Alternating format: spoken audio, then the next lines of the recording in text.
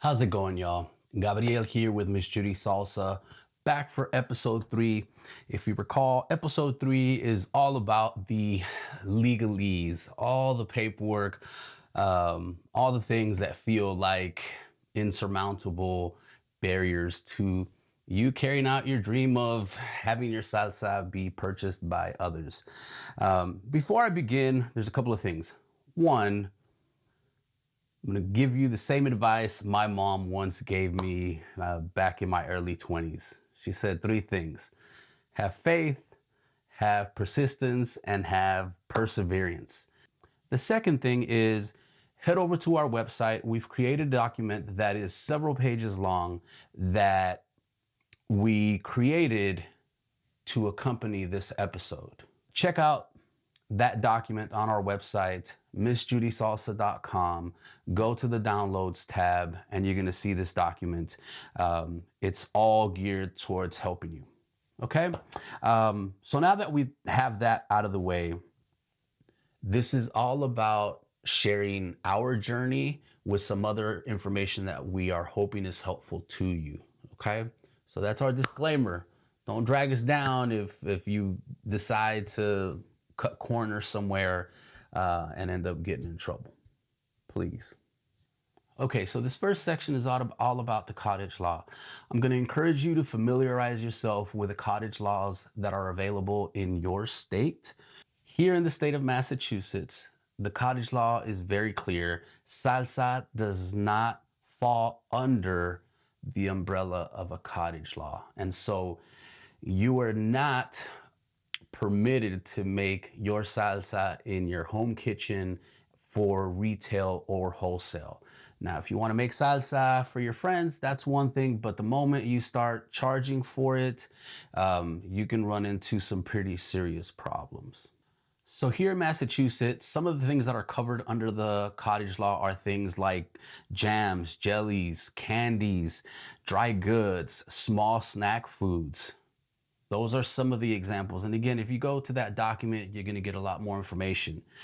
What is not covered under Massachusetts cottage law: anything that has to do with meat, poultry, salsa, tomato sauce, barbecue sauce, hot sauce, anything that is pickled, relishes, other fermented products that need to go through an acidification process are not covered under Massachusetts cottage law.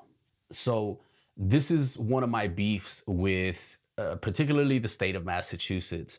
I think there's a lot of misconceptions that salsa is an acidified product, meaning it needs to be put through a process that makes it acidic enough so that it doesn't harm people. You're not going to cause botulism if you do a shelf-stable version of it, right? But there are salsas, our salsa, that is a naturally acidic recipe. It's not an acidified recipe. We don't put it through an acidification process. It is a naturally acidic recipe. And when we first got started, we really had to dig deep because, legit, we reached out to our Board of Health, and to their credit, they said, hey, you know what? This is not something I'm familiar with. Let me go back and ask questions. For someone who has a natural sense of urgency like I do, that 1 or 2 weeks feels like an eternity, where the state is getting back to our local Board of Health. I'm going to encourage you to familiarize yourself with the Board of Health where you live. They're going to be a tremendous asset. Ask questions. Go ask questions. Go ask questions. Go ask questions. So basically, you have 2 legal paths here in the state of Massachusetts and other states. One, you rent and collaborate with a commercial kitchen in your area. There are a ton, okay? I would invite you to just sit at the computer and ask your search engine, hey, just search commercial kitchen near me. Truth be told, you're going to get some no answers from some of these places. You're going to find that maybe some old information is still online.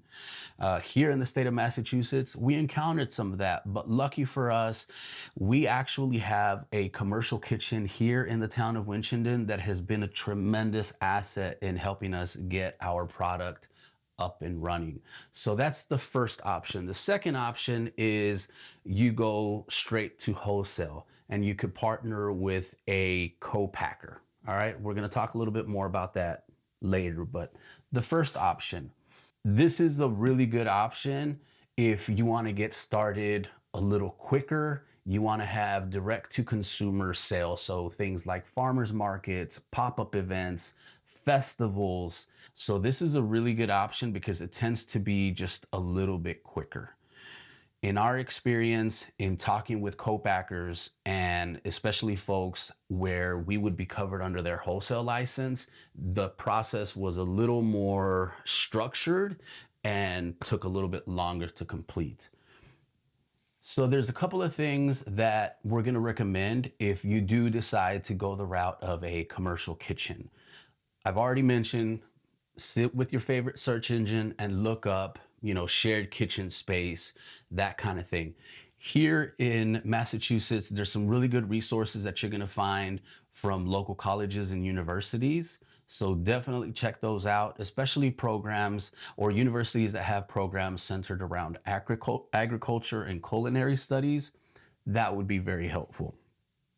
The other is searching for local food hubs. Again, this is the one that we ended up going with when we sat down and just made a search for shared commercial kitchen spaces. The other recommendation that we would give you, and this is, I think, one of the most underutilized resources, when you go to farmers markets to do your recon, consider approaching vendors themselves. And I say this because as vendors, both Brittany and I have been approached several times. Hey, listen, can you help me understand how I can get my salsa business up and running? So when you approach these commercial kitchens, there's a few questions that we recommend you have in mind. Number one is you need to ask whether the kitchen is licensed by the Massachusetts Department of Health. Or the Board of Health.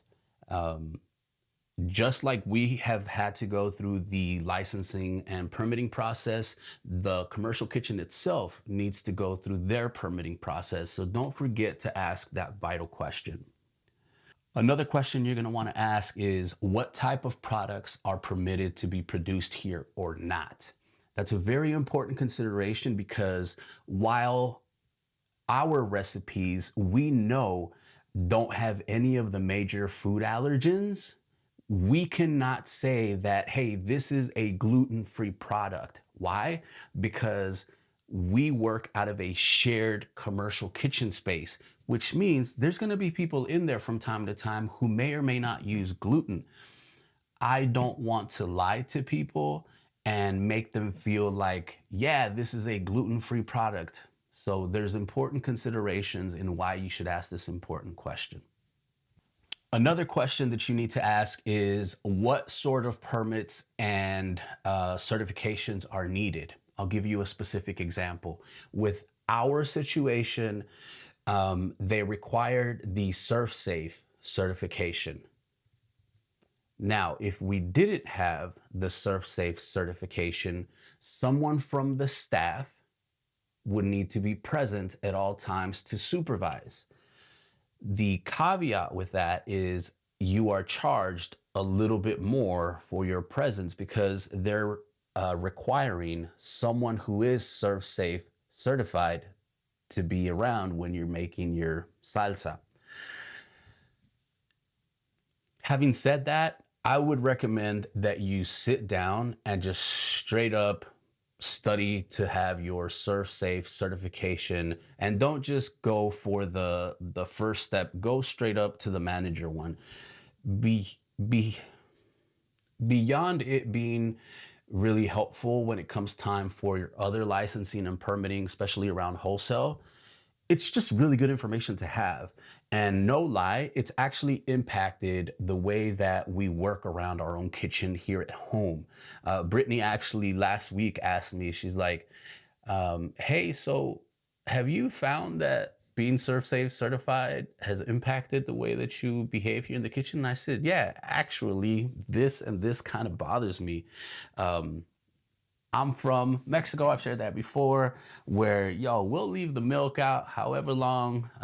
If I grew up going to the marquetas and the tianguis, where the eggs are just out and about, the poultry is just out and about, and so I've really had to wrap my head around how being Surf Safe certified is a really good idea. There's really good information with the test.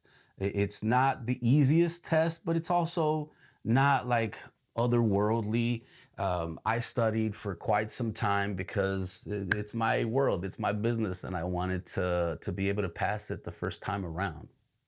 A couple of other things that I'm going to encourage you to ask. One is, what is the rental rate? Is there like a sign up fee? Is there a seasonal fee? Is it per visit? You're going to want to ask that because it's going to impact your budget and your bottom line. Finally, the last thing that I'm going to recommend you ask is, do you need any liability insurance? We ended up having liability, or we have liability insurance, because there was a farmer's market that we do now that required it. And it's actually a really good thing. It's one of those things where just sign up for it. We use Flip.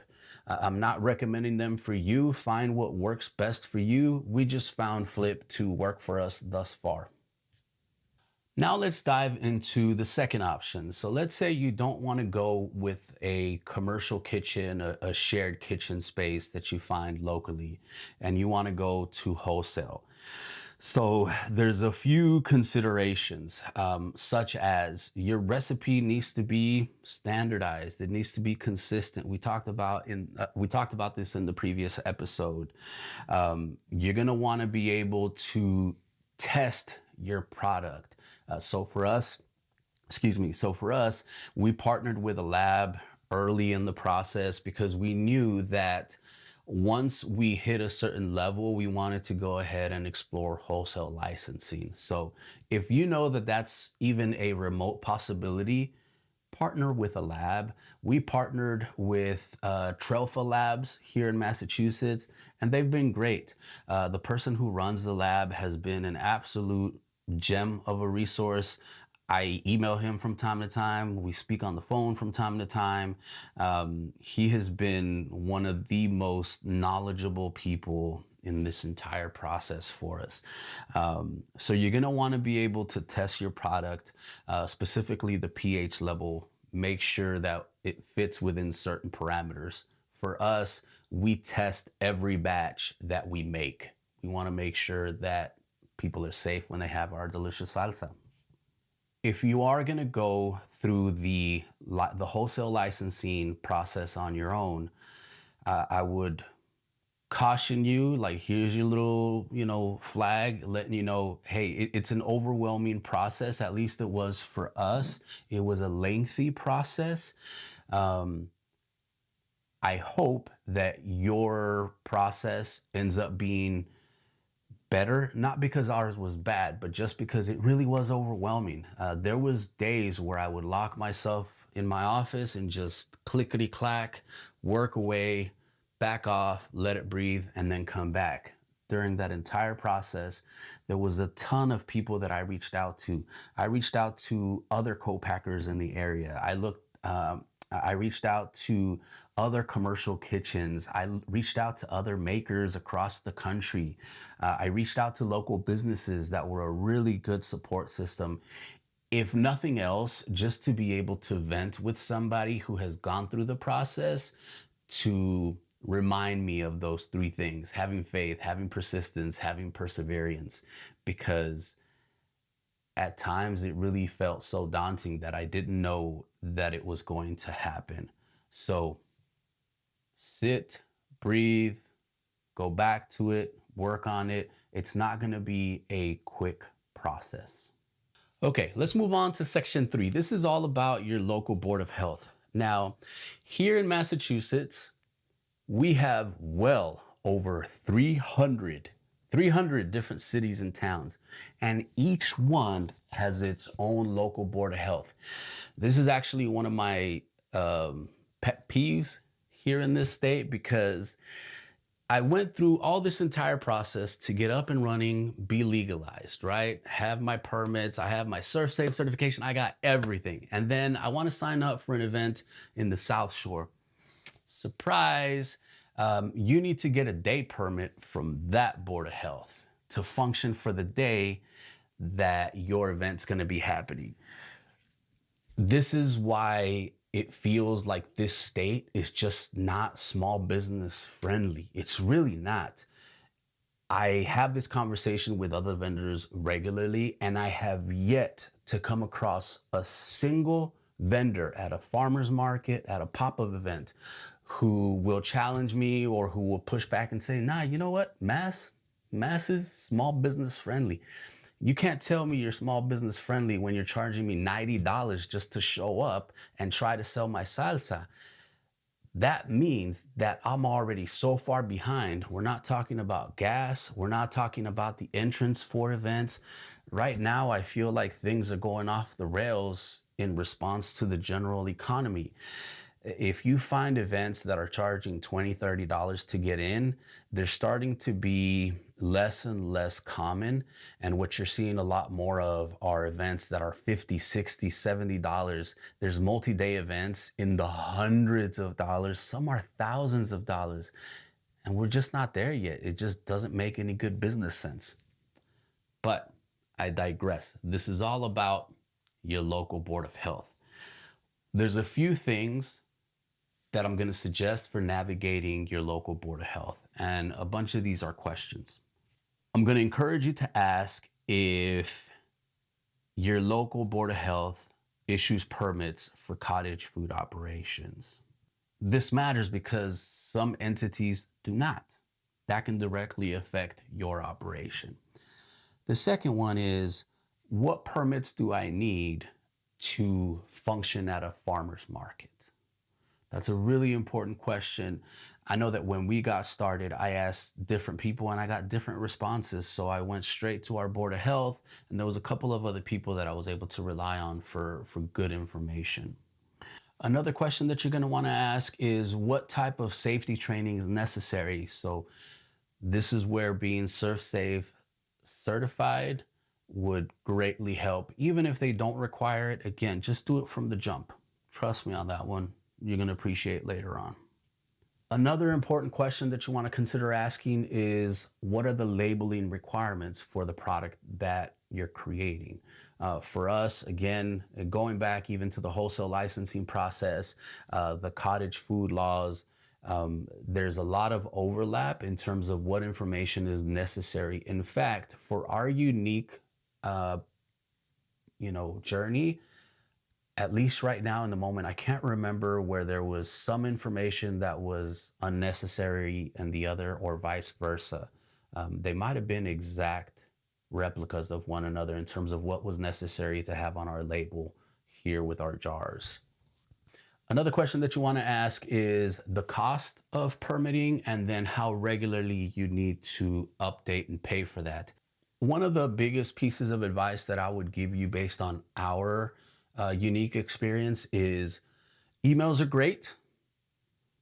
I would encourage you to go in person, especially here in Mass, here in the New England area, where there's so many small towns. What we found is that Board of Health offices are usually just one person. I don't care how good you are. If you are one person doing all the work that is required for a Board of Health for a town or a municipality, things are going to fall through the cracks. Our person here in the Board of Health has actually said to me numerous times, hey, come and ask me, come bug me, hop on the phone, call me. I don't think you're going to hurt any feelings. So that's my final recommendation.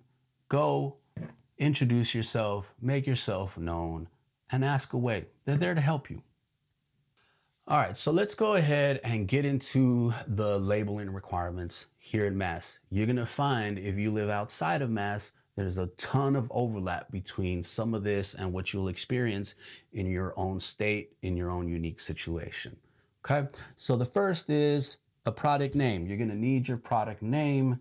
The biggest thing is what is the common or usual name that people will find. So for example, it's on the label. It's Miss Judy's. Nobody's familiar with what Miss Judy's is as a food group, but salsa, that's a pretty commonly known name. So that's how people understand what they're purchasing.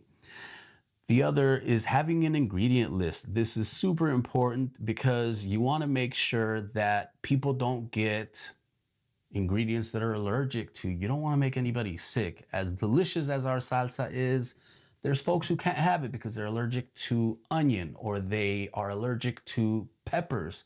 They're allergic to salt. We've had all those things happen with real people that we encounter at markets and pop-up events. You need to have an allergen statement that talks about, milks, eggs, peanuts. You can see it here on our label.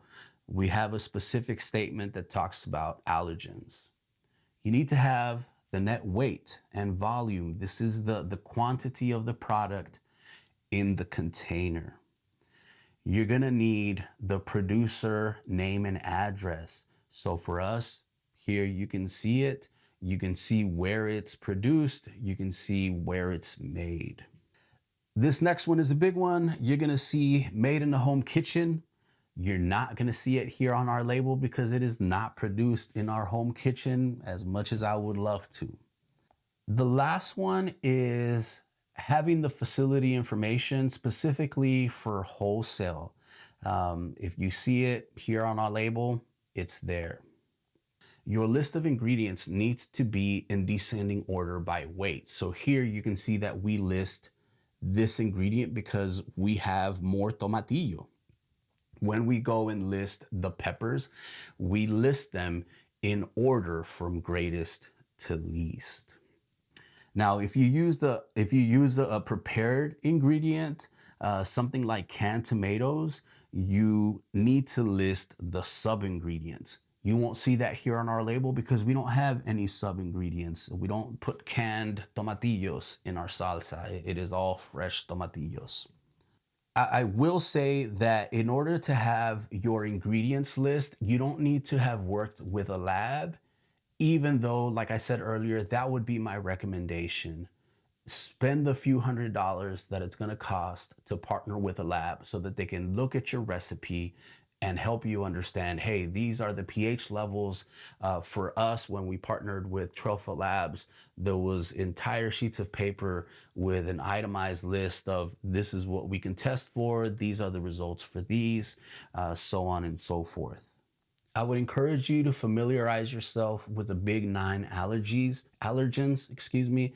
These are gonna be things like your tree nuts, your peanuts, wheat, soybeans, eggs, milk, fish, because those things are important to disclose. Now, if you look at our label, none of that is present because it's not in our salsa. We don't put any of these ingredients in there. This next section is a little short, but it's all about folks who are outside of Massachusetts. There's some very specific websites that we're gonna add into the description so that you have access to them. And like I've hinted before, there's certainly states that are way more permissive than Massachusetts is. Massachusetts, I would say, is pretty restrictive in terms of the permitting and licensing process. So states like California, you're gonna need some sort of permit. It's just not as extensive as it is here in Mass. Then you're gonna come across states like Utah and Montana that are very permissive. So I would encourage you to look at these websites. There's one that is forager.com/law. It gives you a state-by-state cottage list, a cottage food law list so that you can search up your specific website. There's also cottagefoodlaws.com that has detailed guides to help you get started. There's also the National Agricultural Law Center, so it's nationalaglawcenter.org. And lastly, I would really encourage you to familiarize yourself with your own state Department of Agriculture or the Department of Public Health. This last section is really more of a checklist for you. And rather than talk this through you, because this has already been a pretty lengthy episode, I'm just gonna leave this up on the screen for you. And again, head to our website where you're gonna find that document we've created. Go to the downloads tab and just click. We don't need your email. We don't need your information. Of course, we invite you to connect, but that's not what this is about. We're not trying to get your email. We're not trying to sell you anything. This is just for you. We certainly hope you have found this helpful. And again, reach out to us if you have any specific questions. We're doing this to be helpful. Until the next time, take care, salsa lovers. Bye-bye.